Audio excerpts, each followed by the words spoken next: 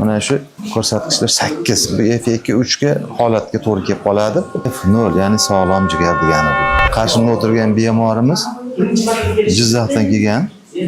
Bu 4-marotaba kelishlari. Do'stbek va Nasibaxon 79-yilda tug'ilishgan. Dastlab kelgan vaqtlarda holsizlanish, o'ng tarafda tiqilishlar, ishtahani yo'q bo'lishi, kayfiyati yomon bo'lishi hamda jigardagi protsessda yuqoriligidan ancha bir kayfiyatlar tushib ketish holatlari bo'lgan edi. Biz ko'rib, Rofis operatorni ko'rib, o'zlari bilan gaplashib, obyektiv, subyektiv holatlarni hisobga olib, kerakli o'zimizda mana shu doktor Ali klinikamizda bor tabiiy giyohlarda, damlamalarda hamda siroplarda tavsiya qilib ichkizganimizdan keyin dinamik holatda o'zgarishlar bo'lib bordi. Mana hozirgi kunda kelib 4-marta kelishlari bu. 3 marotaba kelib, mana 4-marta kelishyapti.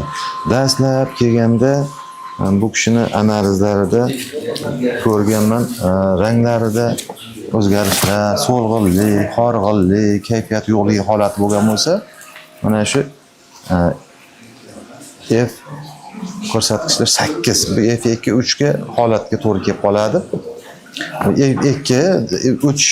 F3 ga o'tish arafasida hamda o't qopida yaxshigina buklanish holatlari, natijali qorindan bo'lib, doimiy ravishda qabziyat bo'lishlar, qiyinchilik holatlari bo'lib yurgan. Mana endi 3 oylik davolanish kursidan keyin bugungi natija juda ham qoniqarli bo'ldi. Mana fibroskan apparati 4/2 beryapti. Bu F0 ya'ni sog'lom jigar degani bu. Endi buni ishonish uchun mana bemor bilan gaplashib ko'rildi. Bemorning haqiqatda ko'rinishlarida chehralari ochiq, kayfiyatlari a'lo, harakatlari ancha energichni bo'lib qolgan, ranglari tiniqlashgan. Asosan shikoyatlari endi bu yerda biroz qabziyat bo'lishi, nimagaki o't qopida dimlanish holatlari bor. Mana hozir Rofis apparatida ko'rdi.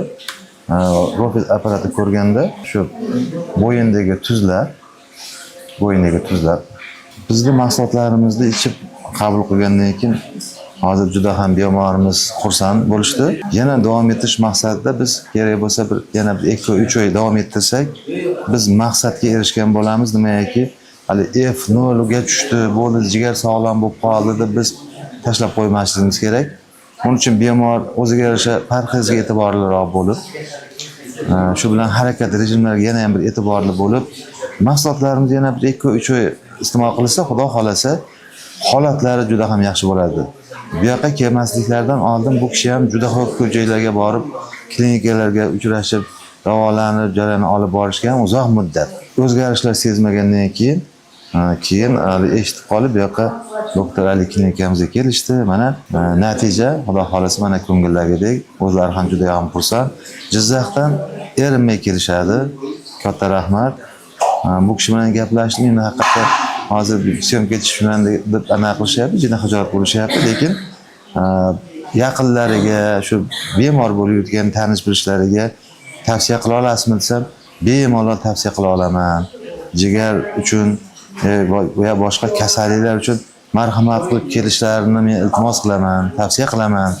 Chunki bu yerda o'zim imkon, ixlos bilan keldim hamda bu yerda haqiqiy tabiiy giyohlar, tabiiy ne'matlar ekan, organizmga hech qanday zararli taraflar yo'q ekan. Albatta men tavsiya qila olaman qo'rqmasdan deb o'z tilaklarini bildirishdi. Nasibaxon sog' salomat bo'ling. Yanagi oyga xudo xolasa bundanda yaxshi holatda ko'rishaman deb umiddaman. Ixlosingizga ixlos qo'shilsin. Alloh shunchalik dardingizga shifo beribdi.